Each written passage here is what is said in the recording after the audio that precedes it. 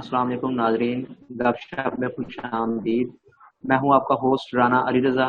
ناظرین، اپنے پروگرام کی طرف بڑھنے سے پہلے میں اپنے پینل کا تعارف کرواتا چلوں کہ آج ہمیں گجرات سے جوائن کیا ہے سابق امیدوار برائے ایم پی اے حلقہ پی پی 31 جزان ادم ڈار صاحب نے، اور جلاب ڈٹا سے ہمیں جوائن کیا ہے محمد عبدالرحمان جلال پوری صاحب نے، جو کہ ایک مذہبی اسکالر ہیں، اور اسلام آباد سے ہمیں جوائن کیا ہے جرنلسٹ حامد میر صاحب نے۔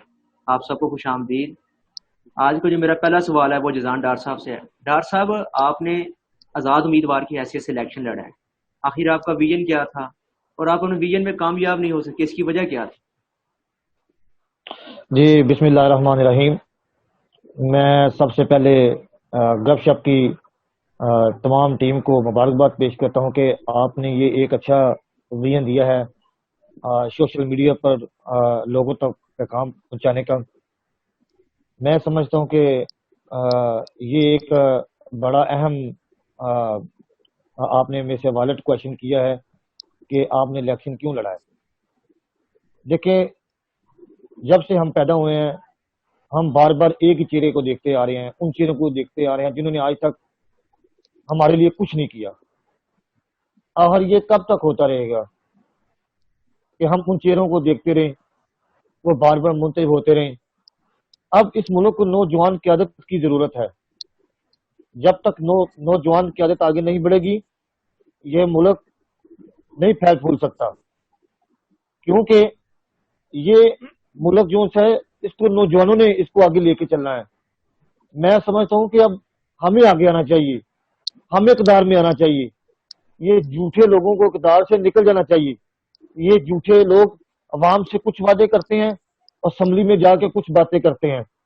میں سمجھتا ہوں کہ یہ لا الہ الا اللہ محمد رسول اللہ کا کلمہ پڑھتے ہیں جب حلف اٹھاتے ہیں تو ایمانداری سے یقین کرے کہ دل بہل جاتا ہے کہ ادھر یہ حلف کس قسم کا دیتے ہیں اور یہ عوام کے اندر آ کے کیسی باتیں کرتے ہیں۔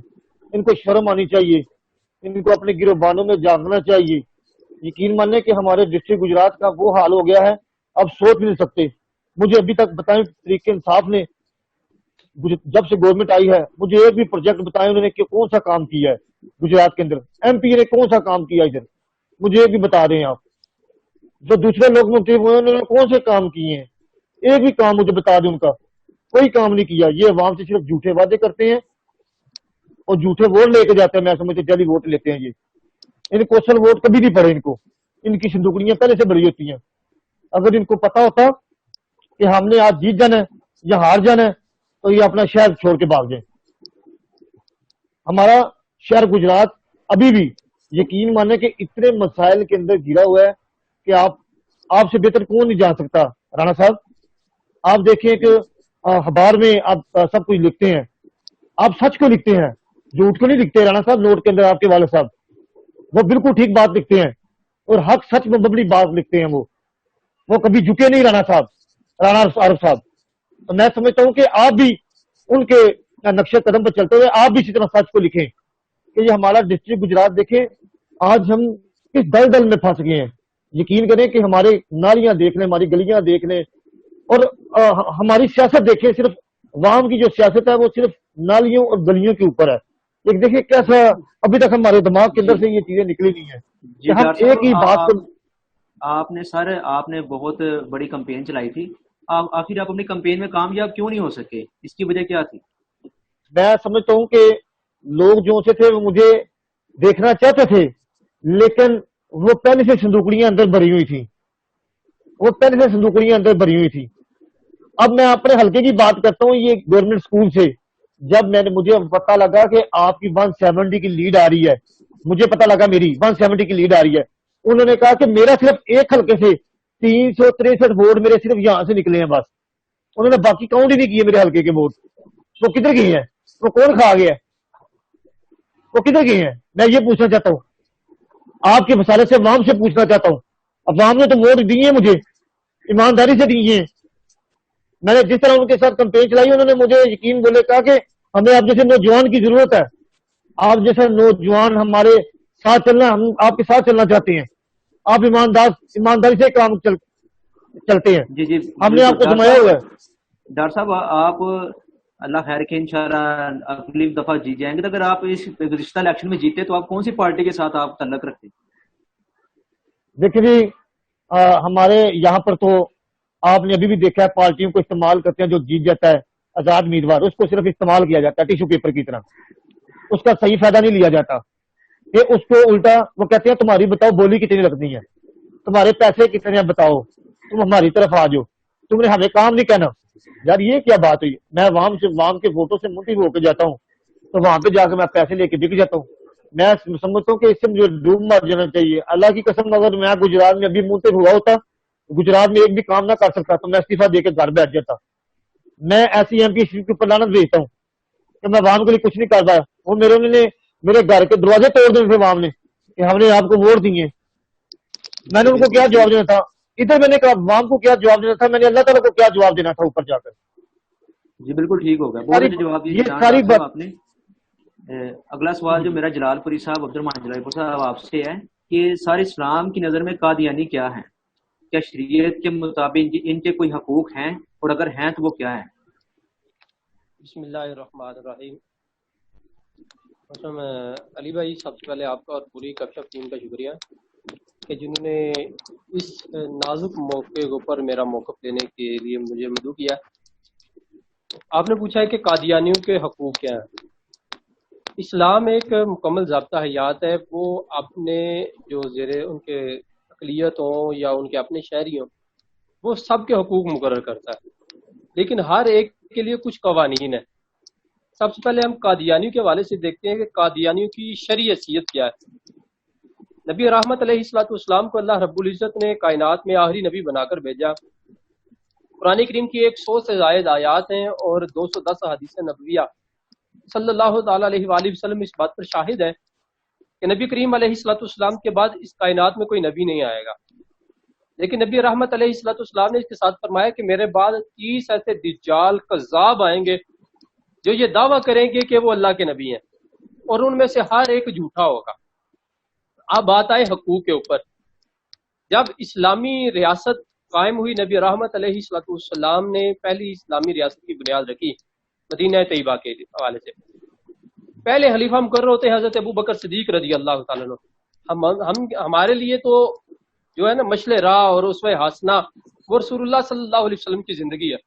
اور میرے آقا علیہ الصلوۃ والسلام فرمایا کہ میرے بعد میرے صحابہ کی جو ہے وہ فرما برداری کرنا اور ان کی اتباع کرنا. حضرت ابوبکر صدیق رضی اللہ تعالیٰ عنہ کے دور کے اندر ایک ایسا شخص بالکل ایسا جیسے قادیانی ہے، جس طرح غلام احمد قادیانی ہے، سیم اسی طرح مسلمہ کذاب تھا. اس نے بھی یہ کہا تھا کہ نبی رحمت علیہ الصلوۃ والسلام کی زندگی میں اس نے کہا تھا کہ آپ عرب کے نبی بن جائیں اور میں عجم کا نبی بن جاتا ہوں، یا جب تک آپ زندہ ہیں آپ نبی رہیں اور آپ کے فوت ہونے کے بعد میں نبی بن جاؤں گا معاذ اللہ. نبی رحمت علیہ الصلوۃ والسلام نے فرمایا تھا کہ مجھے اللہ نے آخری نبی بنا کر بھیجا ہے، میرے بعد اس دنیا میں کوئی نبی نہیں آئے گا. حضرت ابوبکر صدیق رضی اللہ تعالیٰ جن کے دور حکومت کے اندر ہر غیر مسلم کو مسلم ریاست کے اندر ان کی جان مال کی حفاظت، ان کی عزت آبرو کی حفاظت جو اسلامی حکومت کی ذمہ داری ہے ان کو پورا کیا گیا. اس اسلامی ریاست کے اندر غیر مسلم عیسائی بھی تھے، یہودی بھی تھے، ٹھیک ہے، اور مشرک بھی تھے. سب کے حقوق کی حفاظت کی گئی، سب کے حقوق کی جو حقوق ہیں ان کو مقرر کیا گیا، ان کی حفاظت کی گئی. لیکن جو ختم نبوت کے منکر تھے مسلمہ کذاب اور اس کے پیروکار، ان کے حقوق نہیں دیے گئے، بلکہ ان کے خلاف اعلان جنگ کیا گیا، اعلان جہاد کیا گیا. حضرت ابوبکر صدیق رضی اللہ تعالیٰ عنہ نے جنہوں نے قانون بنایا تھا کہ غزوہ بدر کے اندر شریک ہونے والے جتنے بھی غازیان ہیں وہ کسی جنگ کے اندر شریک نہیں ہوں گے. وہ نبی رحمت علیہ الصلوۃ والسلام کی ہمارے پاس نشانیاں ہیں، لیکن ختم نبوت کے حوالے سے مسلمہ کذاب کے مقابلے میں حضرت ابوبکر صدیق رضی اللہ تعالیٰ نے فرمایا تھا کہ اب گھر میں کوئی بھی نہیں رہے گا، وہ بدر کا غازی ہو، احد کا غازی ہو، یا کسی مسجد کا امام و خطیب ہو.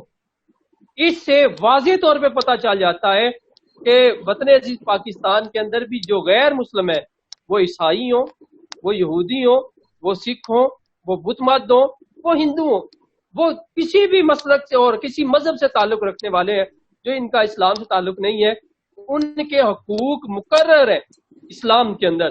لیکن قادیانی چونکہ اپنے آپ کو وہ مسلمان کہتے ہیں، جبکہ آئینی طور پر اور شرعی طور پر وہ مسلمان ہے ہی نہیں ہے. اس لیے شرعی اعتبار سے ان کے کوئی حقوق نہیں ہے. شرعی اعتبار سے ان کے حقوق تب ہوں گے جب وہ اپنے آپ کو تسلیم کر لیں کہ ان کا اسلام کے ساتھ کوئی تعلق نہیں ہے, وہ غیر مسلم ہے. اپنے آپ کو غیر مسلم مان لیں, اپنے آپ کو غیر مسلم کلیئر وہ اپنے آپ کو مان لیں, تو پھر آئینی طور پر اور شرعی طور پر ان کے حقوق ہوں گے, وگرنہ ان کے کوئی حقوق نہیں ہے.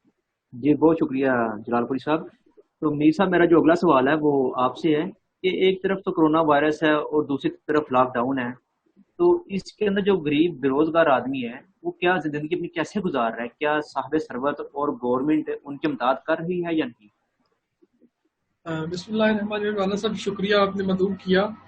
دیکھیں رانا صاحب کہ گورنمنٹ اپنی تائیں تو خدمت کر رہی ہے. گورنمنٹ آف پاکستان نے جو یہ احساس پروگرام کے نام سے ایک ریلیف پیکج کا اعلان کیا, جس میں وہ 12,000 روپیہ دے رہی ہیں. گورنمنٹ آف پاکستان کے بقول اور جو گورنمنٹ آف پاکستان کی یعنی کہ عمران خان کی کیبنٹ ہے, وہ اس بات کو کافی پبلسٹی کر رہے ہیں اس بات کی کہ ہم احساس پروگرام کے ذریعے جو پیسے دے رہے ہیں وہ لوگوں کو مل رہے ہیں, لوگ خوشحال ہیں. لیکن جب میں ایک حالات حاضرہ پہ نظر دوڑاتا ہوں اور دیکھتا ہوں اور پوچھتا ہوں اپنے جو ارد گرد لوگ رہتے ہیں جو غریبی کی چکی میں پچ رہے ہیں, تو وہ یہی بات کہتے ہیں کہ ہمیں ابھی تک یہ جو وزیر اعظم احساس پروگرام کی مد میں ہمیں رقم ملنی تھی, ابھی تک ہمیں وہ نہیں مل سکی.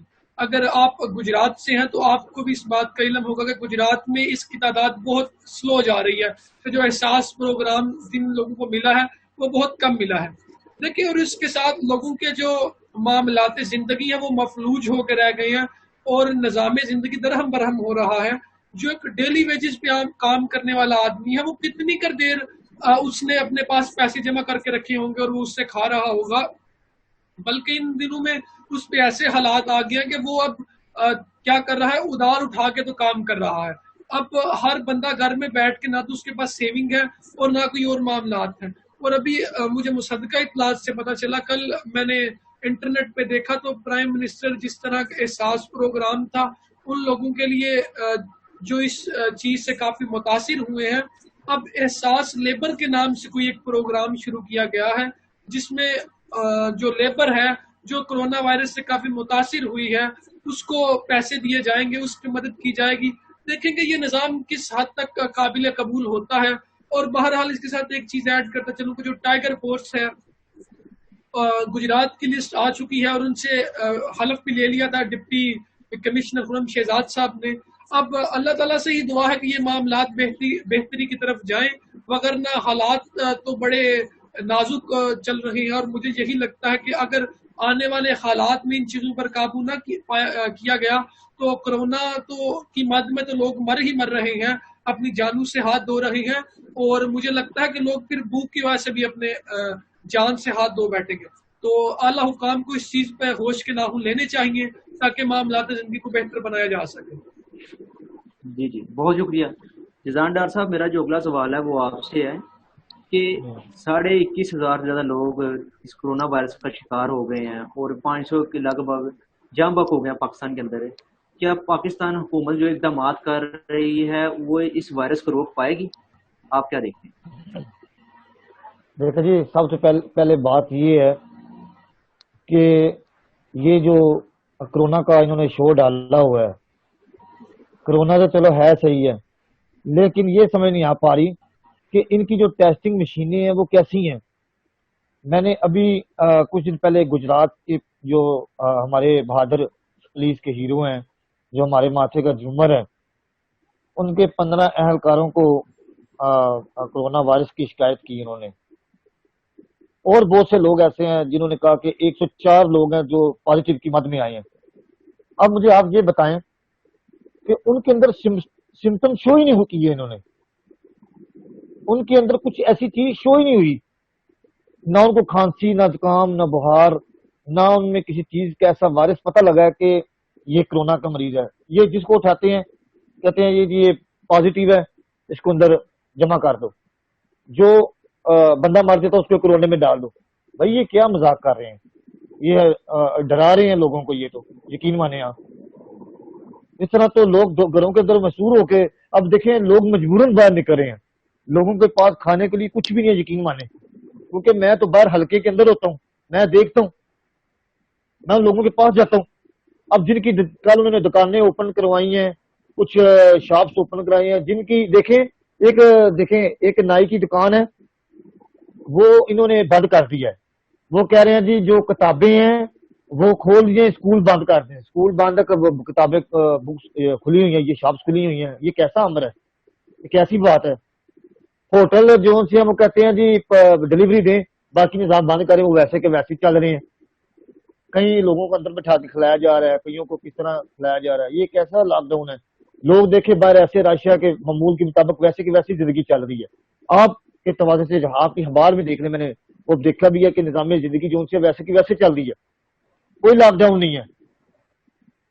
اور اللہ کا شکر ہے ہمارے یہاں پہ لوگ صحت مند ہے، سب کچھ ٹھیک ٹھاک ہے، لیکن یہ ایک خوف کی فضا پیدا کر رہے ہیں لوگوں کے اندر کہ آپ لوگ یہ پتہ نہیں شاید قرضے معاف کرانا چاہتے ہیں، یا یہ اللہ معافی دے یہ پتہ نہیں ہمارے لوگوں شہریوں کے ساتھ کیا کھیل کھیلنا چاہتے ہیں. ان کو ایسے کھیل سے شرم آنی چاہیے. جہاں تک دوسری بات ہے کہ حکومت کے پاس انتظامات کیا کیے ہیں، حکومت نے جو بھی تک انتظامات کیے ہیں، جو چائنا نے ہمیں بھیجے ہیں یا لیے ہیں، ان سے ہم نے پرچیز کیے ہیں، وہ صرف وہ امیروں کے پاس تک ہیں. ہسپتالوں میں کوئی کچھ نہیں آیا. ہسپتالوں میں تو وینٹیلیٹر ویسے کے ویسے خراب پڑے ہوئے ہیں، کام ہی نہیں کر پا رہے وینٹیلیٹر. اور دوائی کیا دینی ہے ان لوگوں کو؟ کوئی دوائی نہیں ہے ان کے پاس. وہ پیناڈول کی گولی دیتے ہیں، وہ کئی ڈاکٹر تو کہہ رہے ہیں کہ پیناڈول کی گولی بھی نہیں کھانی چاہیے. کئی لوگ کہہ رہے ہیں کہ ان کو یہ خوراک دینی چاہیے، وہ بھی خوراک سے ڈک کیا دینا چاہیے ان کو. پھر وہ ہے ہی ماشاءاللہ لگتے ہیں، اللہ کا شکر ہے بالکل ٹھیک ہے. وہ خود کہہ رہے ہیں.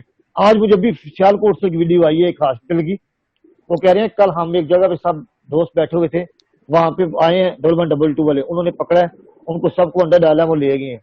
انہوں نے ٹیسٹ کیے ہیں، وہ کہتے ہیں ہمارے نیگیٹو آئے ہیں، پھر بھی ہمیں انہوں نے یہاں پہ رکھا ہوا ہے. چھوٹے بچے بھی ساتھ 2 لے کے آئے. یہ کیسا یار کھیل کھیل رہی ہے کورونا کے نام کے اوپر؟ بالکل ٹھیک ہو گیا، آپ کو پوائنٹ آ گیا جزان ڈار صاحب. آپ نے بڑے اچھی طریقے سے بات کی ہے، اس کو کور اپ کیا ہے اور یہ بتایا کہ یہ جو وائرس ہے یہ اب یہ قسم کا شو ہو رہا ہے. تو اگلا جو میرا سوال ہے عبدالرحمان جلال پور صاحب آپ سے کہ بھٹو دور میں قادیانیوں کو کافر قرار دے دیا گیا تھا، اب قادیانیوں کو عقیدے کے مشن میں کیوں شامل کیا جا رہا ہے؟ کیا یہ حکومت ٹھیک کر رہی ہے؟ ذوالفقار علی بھٹو صاحب کے دور میں شاہ نورانی صدیقی جو کہ اپوزیشن لیڈر تھے، ان کی قیادت میں علماء نے اور وہاں کے غیور جو مسلمان تھے انہوں نے ایک پٹیشن دائر کی تھی کہ جو مسلمان جو پاکستان کے اندر رہتے ہوئے نبی رحمت کے بعد کسی اور کو نبی مانتا ہے وہ مسلمان نہیں ہے. مسلمانوں کی طرف سے وکالت کر رہے تھے یحییٰ بختیار صاحب، اور قادیانیوں کی طرف سے مرزا ناصر خود ڈبیٹ کر رہا تھا. یہ کافی لمبی ڈبیٹ ہوئی جو ابھی تقریباً 3000 سے زائد صفحات پر وہ ساری ڈبیٹ موجود ہے. جب یحییٰ بختیار صاحب نے مسلسل ڈبیٹ کی ہے نا تو مرزا ناصر کسی بھی حوالے سے قابو میں نہیں آ رہا تھا. ذوالفقار علی بھٹو کے سامنے یحییٰ بختیار نے ایک سوال کیا مرزا ناصر جو اس وقت خلیفہ تھا ان کا، کہ مرزا ناصر آپ ہمیں بتائیں کہ آپ اپنے آپ کو مسلمان کہہ رہے ہیں، ہمارے بارے میں آپ کا کیا عقیدہ ہے؟ مرزا ناصر نے کہا کہ جو لوگ غلام محمد قادیانی کو نبی نہیں مانتے وہ سارے کے سارے کافر ہیں، میری نظر میں آپ سارے کافر معاذ اللہ. یہ مرزا ناصر نے پارلیمنٹ کے اندر یہ بات کی تھی، اور جب ذوالفقار بھٹو نے یہ بات سنی تو اس نے کہا اچھا یہ بات ہے کہ یہ بندہ مجھے کافر کہہ رہا ہے. تو ذوالفقار بھٹو صاحب نے ایک تاریخی فیصلہ کیا 7 ستمبر 1974 کو کہ وہ کافر ڈکلیئر کر دیے گئے. یہ بات میں نے اس لیے کی کہ آج جس طرح 2 دن پہلے وہ ندیم ملک صاحب کے پروگرام کے اندر وفاقی وزیر جو ہے شہری مذہبی امور کے پیر نور اللہ قادری صاحب، انہوں نے یہ بات اشارتاً بھی اور صاف الفاظ میں بھی کہہ دی ہے کہ کیبنٹ کے اندر اکثر لوگ ایسے تھے جو اس کمیشن کی مخالفت کر رہے تھے، صرف 4 سے 5 وزراء ایسے تھے جو اس کمیشن کی حمایت میں بول رہے تھے. اگر ذوالفقار علی بھٹو کی وہ پارلیمنٹ کے اندر جو بات ہوئی تھی، ہماری یہ جو ہمارے وزیر اعظم صاحب ہیں ان کی کیبنٹ کو وہ بات بتا دی جائے، آپ جن کو اپنے کمیشن میں شامل کر رہے ہیں وہ لوگ ہی آپ کو مسلمان نہیں مان رہے. آپ مسلمانی کا دعویٰ کر رہے ہیں، مسلمان ہیں، کلمہ طیبہ پڑھتے ہیں، نبی پاک علیہ السلام کو آخری نبی مانتے ہیں، اور جن لوگوں کو آپ اپنے کمیشن کے اندر شامل کر رہے ہیں وہ تو اپنے آپ کو مسلمان کہہ رہے ہیں اور تمہیں کافر کہہ رہے ہیں. یہ کہاں کی عقل مندی ہے کہ جو ملک بنانے والے ہیں وہ بھی ان کی نظر میں کافر ہیں, ملک کو چلانے والے بھی ان کی نظر میں کافر ہیں, اور ملک کے اندر رہنے والے جو زیادہ لوگ ہیں جن کی تعداد تقریباً 18 کروڑ سے زیادہ ہے وہ ان کی نظر میں کافر ہے, اور چند لوگ ان کی وجہ سے انہیں کیبنٹ میں شامل کر, انہیں کمیشن میں اندر شامل کیا جا رہا ہے. اصل میں ہمارے علماء کہتے ہیں کہ انہیں کمیشن میں شامل کرو, لیکن اس کے لیے ضروری ہے کہ وہ تحریری طور پر کہہ دیں کہ ہم مسلمان نہیں ہیں. وہ اپنے آپ کو غیر مسلم کہ میں نے اپنی پہلے بھی ابھی آپ سے پہلے بھی کہا ہے کہ وہ اپنے آپ کو غیر مسلم کہہ دیں تو پھر کمیشن میں شامل کیا جائے, ہمیں کوئی اعتراض نہیں ہے. لیکن اگر وہ اپنے آپ کو مسلمان کہہ رہے ہیں اور ان کی نظر کے اندر پھر باقی سارے جو مسلمان ہیں پاکستان کے اندر بسنے والے وہ کافر ہیں. یاد رکھیے گا کہ 29 اکتوبر 1984 کو ایک وفاقی شرعی عدالت نے ایک فیصلہ صادر کیا تھا جس کے اندر ان کے اوپر مزید پابندیاں لگائی گئی تھیں. یہ اپنا نام مسلمان نہیں رکھ سکتے, یہ اپنے نام مسلمانوں کے ناموں پہ نہیں رکھ سکتے, مسجد نہیں کہہ سکتے. لیکن اگر انہیں آج یہ اقلیتی کمیشن کے اندر شامل کیا جاتا ہے تو پھر یہ سارے کام اسی طرح ہوں گے.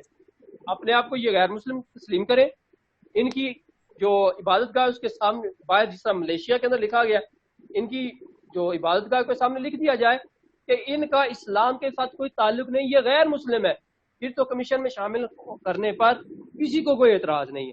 لیکن اگر یہ تحفظات دور نہ کیے جائیں اور انہیں کمیشن کے اندر شامل کر لیا جائے تو اس کا مطلب ہے کہ پس پردہ یہ ان لوگوں کی حمایت کی جا رہی ہے کہ جو بقول اقبال جو ملک کے اور وہ دین کے غدار ہیں, انہیں ہم کمیشن کے اندر شامل کر کے آئین پاکستان کے ساتھ غداری کے زمرے میں آ رہے ہیں.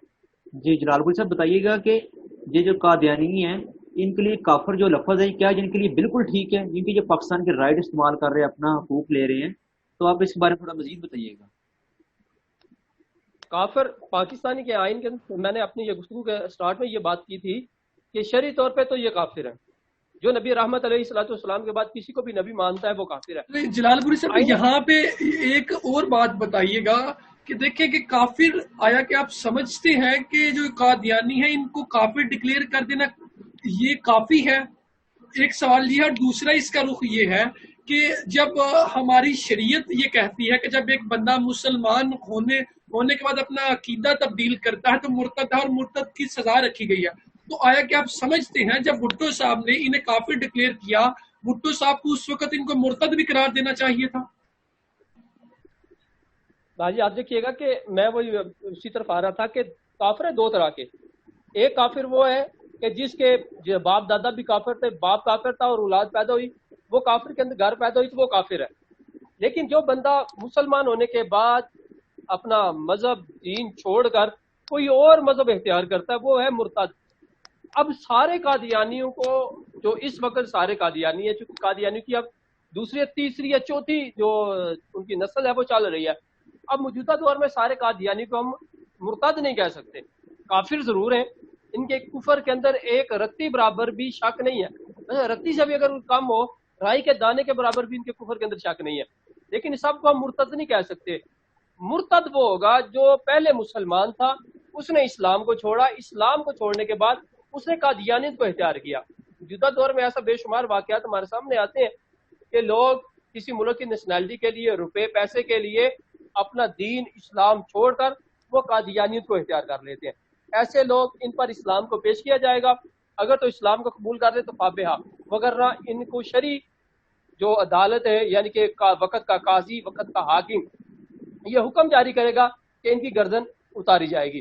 جس طرح آپ نے پوچھا کہ بھٹو صاحب کا یہ کارنامہ ٹھیک تھا کہ انہوں نے انہیں غیر مسلم قرار دیا, لیکن اس وقت جو تھے مرتد تھے, چاہیے یہ تھا کہ ساتھ میں یہ ترمیم کی جاتی جو کہ 1984 کے اندر کی جا رہی ہے, 86 کے اندر کی جا رہی ہے, کہ ان غیر مسلموں کو, ان قادیانیوں کو جو مرتد ہیں شرعی اعتبار سے ان کو قتل کرنے کا حکم ہے. جو عام بندے کو نہیں, میں پھر یہ بات کہہ دوں کہ عام بندے کو قتل کرنے کا حکم نہیں ہے, بلکہ وقت کا قاضی اور وقت کا حاکم اس بات کو سننے کے بعد کہ واقعی یہ بندہ پہلے مسلمان تھا, اس نے اسلام کو چھوڑ کر کوئی اور مذہب اختیار کیا, اب وہ وقت کا قاضی اور وقت کا حاکم اس بات کا حکم جاری کرے گا کہ اس کو قتل کیا جائے گا. میں پھر یہ کہہ دوں کہ بھٹو صاحب کا یہ کارنامہ تو ٹھیک ہے کہ انہوں نے انہیں کافر قرار دیا، لیکن آج بھی پاکستان کے اندر رہ کر قادیانی اسلامی شعار کا استعمال کر رہے ہیں، جو کہ شرعی اعتبار سے بھی غلط ہے اور وہ آئین پاکستان کے بھی اعتبار سے غلط ہے، اور یقیناً اگر یہ ایسا کرتے رہے تو یقیناً مستقبل کے اندر ہمارے لیے یہ ضرور کوئی نقصان کا جو سبب بن سکتا ہے۔ جی بہت شکریہ جلال پوری صاحب۔ میر صاحب جو میرا اگلا سوال ہے وہ آپ سے ہے کہ گزشتہ روز وزیر اعظم عمران خان نے لاک ڈاؤن کو ختم کرنے کے لیے اسٹیپ بائی اسٹیپ علاقوں سے لاک ڈاؤن ختم کیا جائے گا۔ ابھی گجرات ریڈ زون قرار دے دیا گیا ہے، 105 کے قریب مزید جو لوگ ہیں اس کے اندر اضافہ ہوا ہے، 150 قریب لوگ اس کے اندر مبتلا ہیں۔ تو کیا آپ سمجھتے نہیں ہیں کہ جب عید کا رش ہوگا تو یہ وائرس مزید پھیلے گا؟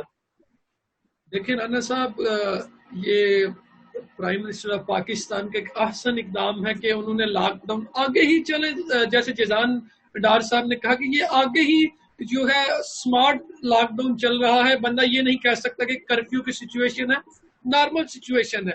لیکن میں سمجھتا ہوں کچھ حد تک یہ اقدام اس لیے بہتر ہے کیونکہ جو کاروباری لوگ ہیں ان کے کاروبار بالکل ٹھپ پڑے ہیں۔ ایک جو صاحب استطاعت آدمی تھا، اب وہ بھی اس نہج میں پہنچ چکا ہے کہ اب اس کا کاروبار کھلے گا، وہ اس سے کوئی آمدن کمائے گا اور پھر وہ کوئی معمولات کے مطابق خرچ کرے گا۔ اور دوسری بات آپ نے جو کی کہ یہ خدشات بڑھ سکتے ہیں کہ نہیں، دیکھیں کہ ابھی ایک ہی جھٹکے میں 105 افراد کا پازیٹیو ٹیسٹ آ جانا، وہ بھی گجرات میں، اور گجرات کو ریڈ زون قرار دینا، اور پھر آپ دیکھ سکتے ہیں کہ گجرات بھی ایک چھوٹا شہر نہیں، ایک ڈسٹرکٹ ہے، اور گجرات میں جتنے بڑے برانڈز ہیں، جتنی بڑی مطلب برانڈز ہیں، یہ کمپنیز ہیں، وہ وہاں پہ موجود ہیں۔ اب کل اگر لاک ڈاؤن ختم ہوتا ہے یا پرسوں لاک ڈاؤن کو ختم کیا جاتا ہے، مرحلہ واری ختم کیا جاتا ہے، تو آپ سمجھتے ہیں کہ میں یہ سمجھتا ہوں کہ لوگوں کا ایک سیلاب امڑ آئے گا بازاروں کو اور وہ ان برانڈز کی دکانوں پر جو انہوں نے عید کی شاپنگ کرنی ہے۔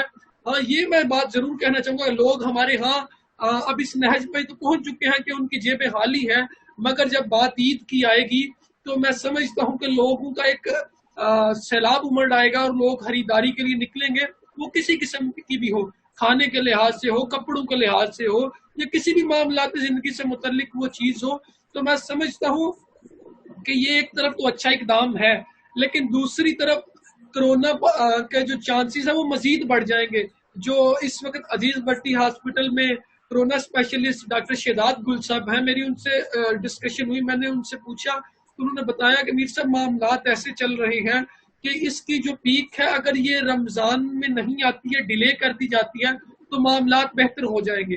اگر رمضان میں اس کی پیک بڑھ جاتی ہے، کیسز بڑھ جاتے ہیں، تو آنے والے 3-4 ماہ تک ہم اس وائرس کو کنٹرول نہیں کر سکیں گے۔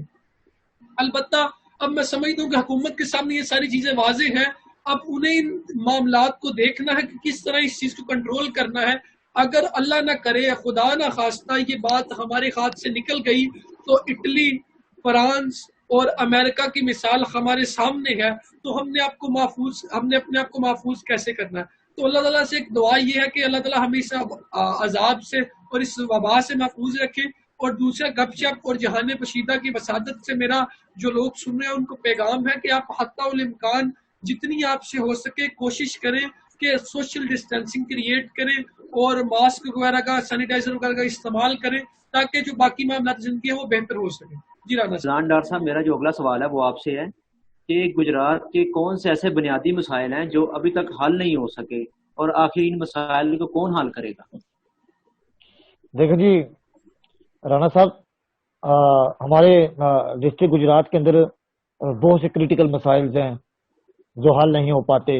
عوام در بدر دھکے کھاتے ہیں، کبھی کسی کے دفاتر میں گئے ہوتے ہیں، کبھی کسی کے دفاتر میں گئے ہوتے ہیں۔ اب ان کام کو حل کرنے کے لیے اب تمام داروں کے اندر رشوت کا انہوں نے دائرہ کار وسیع کر دیا ہے کہ رشوت دو، اپنا کام کرواؤ اور گھر جاؤ، ورنہ رشوت نہیں دو گے آپ کا کام نہیں ہوگا۔ میں آج سے 3 ماہ پہلے کی بات کرنے لگا، میں ایک دفتر میں گیا، میں ایک بوڑھے آدمی کو دیکھتا ہوں، میں نے کہا آپ کا کیا مسئلہ ہے؟ وہ کہتے ہیں میں صبح کا آیا ہوں، میں شام تک انتظار کروں میری باری کب آئے گی، سارے بندے اس بندے کو پیسے دے کے جا رہے ہیں، میں اس دفتر کا نام نہیں لوں گا۔ میں نے پوچھا، میں نے کہا تو آپ نے پیسے دیے ہیں؟ کہتے ہیں بیٹا میرے پاس تو کرایہ بھی نہیں وہاں سے وہاں تک کے لیے۔ میری یقین مانے کہ آنکھوں میں آنسو آ گئے، اس بوڑھے کو کسی نے اندر نہیں جانے دیا، وہ بوڑھا وہاں کے پیچھا رہ گیا۔ تو اس کا کام نہیں ہوا. جتنے بندے لوگ باہر آ رہے تھے یقیناً میں یقین سے کہتا ہوں وہ بندے پیسے دے کے کام کروا کے باہر آ رہے تھے.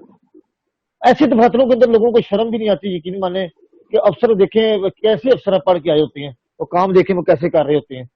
ان کو چاہیے کہ آپ ان بوڑھوں کو خود اپنے پاس اندر بلائیں, لے کے جائیں ان کو, ان کے معاملات حل کریں ان کو. اب دیکھیں میں آپ کو ایک اور مثال دیتا ہوں کہ ہمارے ادھر ڈسٹرکٹ گجرات کے اندر جو مسائل ہیں جیسے کہ صاف پانی کی نکاسی ہے, اس کے بعد یہ جب بارش ہوتی ہے تو آپ دیکھیں کہ ہمارے یہاں پر ایک نہ صرف دریا کا بلکہ ایک سمندر کا منظر پیش کر رہے ہوتا ہے ہمارا ڈسٹرکٹ گجرات. خاص کر یہ گجرات جو ڈسٹرکٹ گجرات ہے اس کی بات کر رہا ہوں میں, باقی ضلعوں کی بات نہیں کر رہا, ڈسٹرکٹ گجرات کی بات کر رہا ہوں.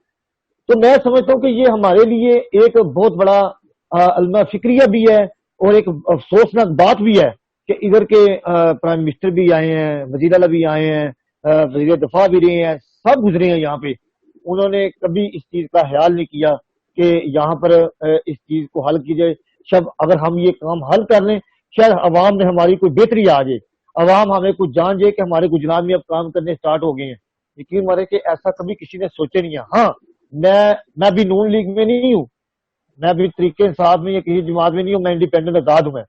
میں یہ بات کرنا چاہتا ہوں کہ نون لیگ نے کام کروائے ہیں, نون لیگ نے کام کروائے ہیں. وہ کام جو ان سے ہیں وہ آپ کے سامنے ہیں. ابھی بھی دیکھیے کہ نالا بن رہا ہے, اس کو بند کر دیا گیا ہے. وہ کہہ رہے ہیں طریق انصاف والے کہ یہ پروجیکٹ ہمارا ہے, وہ کہہ رہے ہیں ہمارے. اور بھائی جس کا مرضی پروجیکٹ ہو, جس کا مرضی کام ہو, اس کو جائے عوام کو فائدہ دیں. آپ عوام کو اس کا فائدہ ملنا چاہیے. آپ اپنی تختی لگوا لیں, باقی اوپر اللہ دیکھ رہا ہوتا ہے سارے معاملات کہ یہ کون کروا رہا ہے کون نہیں کروا رہا. عوام در بدر دھکے کھا رہی ہے, عوام کا کوئی سننے والا نہیں ہے. میں کہتا ہوں کہ اب دیکھیں یہ کرونا وائرس کے اندر میں ایک یہ بات کرنا چاہتا ہوں. اب کرونا وائرس کے اندر دیکھیں یہ جو ووٹ لینے والے سیاستدان ہیں وہ کدھر بھاگ گئے, وہ چھپ کے بیٹھ گئے گھروں کے اندر. جی بالکل, ان کو چاہیے, آپ کا جواب بالکل ٹھیک ہے, لیکن ان کو چاہیے کہ عوام کے اندر بیٹھنا چاہیے. ناظرین آج کے ہمارا جو شو ہے اس کا وقت کا اختتام ہو جاتا ہے. آپ سے انشاءاللہ ملاقات ہوگی کل, تب تک کے لیے اللہ آپ کا حامی ناصر.